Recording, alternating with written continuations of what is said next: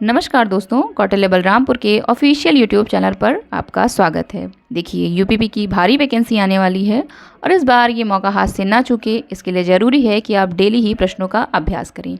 इसीलिए हमने जीएस की नई सीरीज़ स्टार्ट की है, जिसमें आपको जीएस के क्वेश्चन का कलेक्शन मिलेगा। आइए आज का पहला प्रश्न देखते हैं। निम्नलिखित में से कौन सा उत्तर प्रदेश का सबसे पुराना विश्वविद्यालय है? अलीगढ़ मुस्लिम विश्वविद्यालय यानी एएमयू, बनारस हिंदू विश्वविद्यालय यानी बीएचयू, महात्मा गांधी काशी विद्यापीठ या इलाहाबाद केंद्रीय विश्वविद्यालय। तो इसमें विकल्प डी एकदम सही है, इलाहाबाद केंद्रीय विश्वविद्यालय। उत्तर प्रदेश का सबसे पुराना विश्वविद्यालय इलाहाबाद केंद्रीय विश्वविद्यालय है। इसे पूर्व के ऑक्सफोर्ड के नाम से जाना जाता है। इसकी स्थापना 23 सितंबर 1887 ईस्वी को एल्फ्रेड लॉयर की प्रेरणा से हुई थी। इस विश्वविद्यालय का नक्शा प्रसिद्ध अंग्रेज वास्तुविद इमर्सन ने बनाया था। 23 सितंबर 1887 को एक एक्ट पास हुआ और कलकत्ता, बम्बई तथा मद्रास विश्वविद्यालयों के बाद इलाहाबाद विश्वविद्यालय उपाधि प्रदान करने वाला भारत का चौथा विश्वविद्यालय बन गया। इसकी प्रथम प्रवेश परीक्षा 1889 मार्च में हुई थी।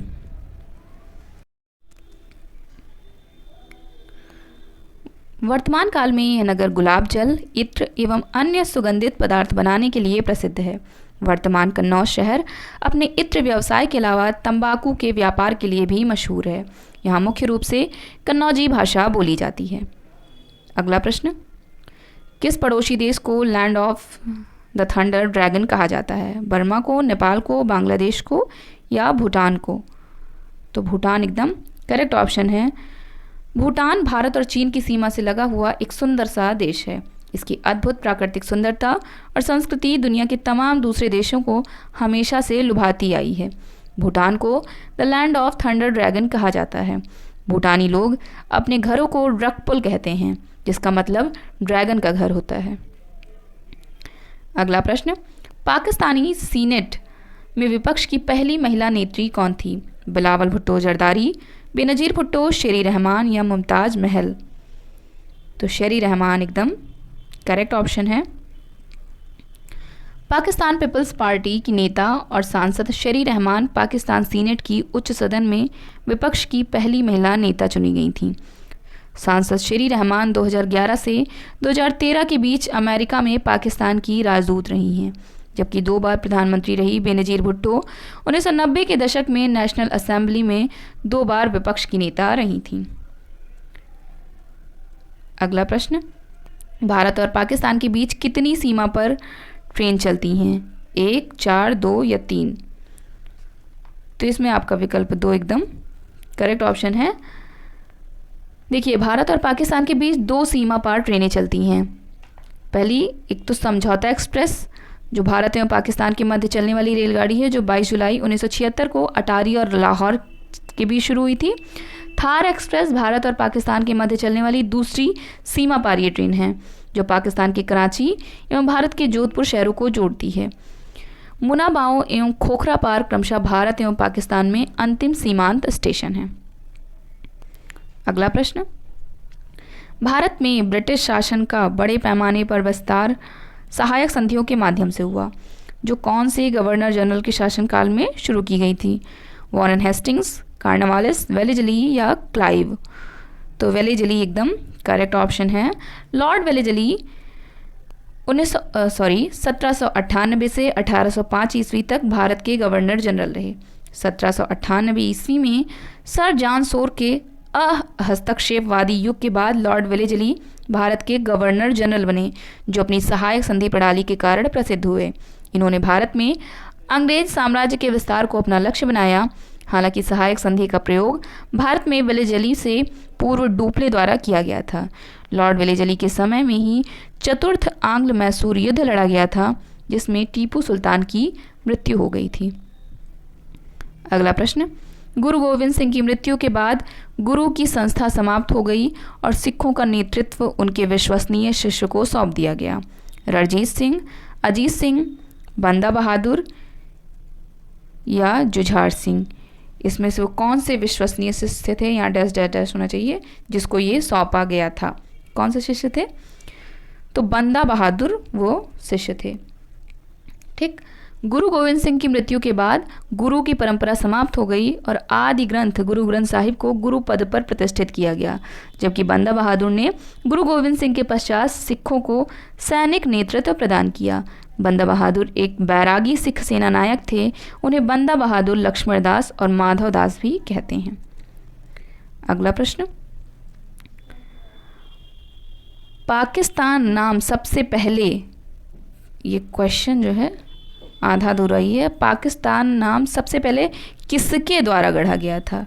मतलब पाकिस्तान सबसे पहले किसके द्वारा ये जो नाम आया है, सबसे पहले कौन नाम लेके आया था? मोहम्मद इकबाल, मोहम्मद अली जिन्ना, चौधरी रहमत अली या मौलाना आज़ाद? थोड़ा सा पीपीटी में दिक्कत है।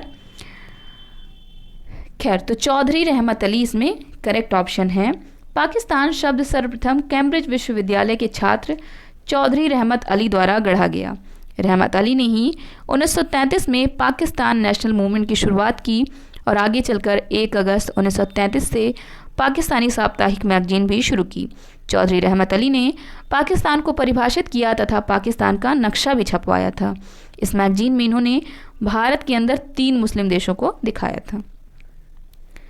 अगला प्रश्न, रविंद्रनाथ टैगोर ने अपनी नाइटहुड की उपाधि को किसके विरोध में छोड़ दिया था? कैबिनेट मिशन, जलियांवाला बाग नरसंहार, रोलेट एक्ट या साइमन कमीशन? तो जलियांवाला बाग नरसंहार सही ऑप्शन है।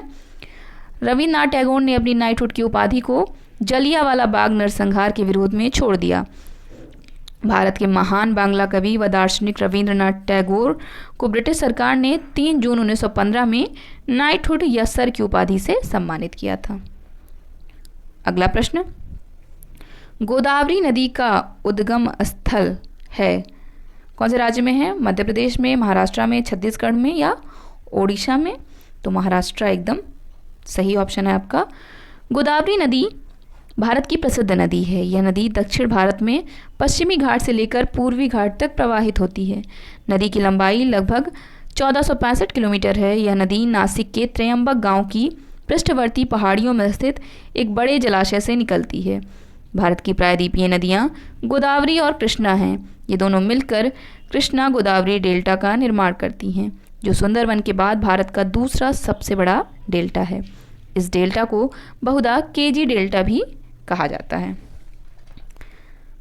नेक्स्ट क्वेश्चन है, भारत की सबसे बड़ी मीठे पानी की झील कौन सी है? डल झील, लोकटक, चिल्का या वुलर झील? वुलर झील एकदम करेक्ट ऑप्शन है। वुलर झील जो कि कश्मीर में है, ये भारत की सबसे बड़ी मीठे पानी की झील है। चिल्का ओडिशा में है, जो कि खारे पानी की सबसे बड़ी झील है। मणिपुर की लोकटक झील में कैबुल लामजाओ नामक तैरता हुआ पार्क स्थित है।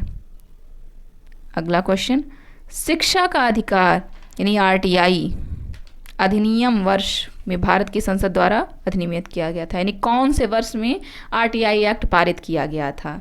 2006 में, 2008 में, 2007 में या 2009 में? तो 2009 एकदम करेक्ट ऑप्शन है। शिक्षा का अधिकार अधिनियम वर्ष आरटीआई सॉरी गलत बोल गए थे, आरटीई राइट टू एजुकेशन 2009 में भारत की संसद द्वारा अधिनियमित किया गया था। यह अधिनियम 1 अप्रैल 2010 से प्रभावी है। वर्ष 2002 में 86वें संविधान संशोधन द्वारा मूल अधिकारों वाले भाग में अनुच्छेद 21A जोड़ा गया था, जिसके तहत 6 से 14 वर्ष के बच्चों को निःशुल्क शिक्षा का प्रावधान किया गया है। अगला प्रश्न, महाराजा सवाई जय सिंह यानी जय सिंह द्वितीय ने कहाँ एक खगोलीय वेधशाला स्थापित की थी? ये डैश डैश डैश यानी कौन सी जगह खगोलीय वेधशाला स्थापित की थी? उज्जैन में, भरतपुर में, शिमला में या जोधपुर में? तो उज्जैन एकदम सही विकल्प है। जयपुर के राजा सवाई जय सिंह को खगोल विज्ञान में गहरी दिलचस्पी थी। उन्होंने प्राचीन खगोलीय यंत्रों और जटिल गणितीय गणनाओं के माध्यम से ज्योतिषीय और खगोलीय घटनाओं का विश्लेषण और सटीक भविष्यवाणी करने के लिए दुनिया भर में प्रसिद्ध अप्रतिम जंतर मंतर वेधशालाओं का निर्माण कराया। महाराजा सवाई जय सिंह द्वितीय ने हिंदू खगोल शास्त्र के आधार पर देश भर में 5 वेधशालाओं का निर्माण कराया। ये वेधशालाएं जयपुर, दिल्ली, उज्जैन, बनारस और मथुरा में बनवाई गईं।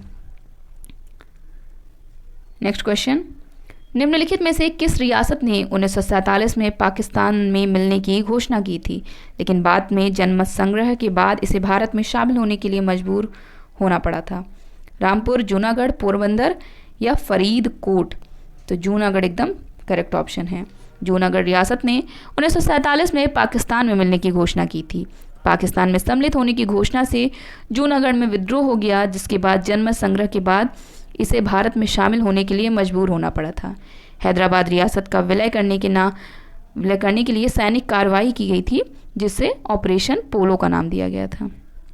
अगला प्रश्न, निम्नलिखित भारतीय राज्यों में से कहाँ से कर्क रेखा नहीं गुजरती है? राजस्थान, त्रिपुरा, मिजोरम या उत्तर प्रदेश? उत्तर प्रदेश बिल्कुल सही है। कर्क रेखा उत्तरी गोलार्ध में भूमध्य रेखा के समानांतर 23 डिग्री 30 पर स्थित है। यह पश्चिम से पूर्व की ओर खींची गई एक काल्पनिक रेखा है। यह रेखा पृथ्वी पर उन 5 प्रमुख अक्षांश रेखाओं में से एक है जो पृथ्वी के मानचित्र पर स्थित है।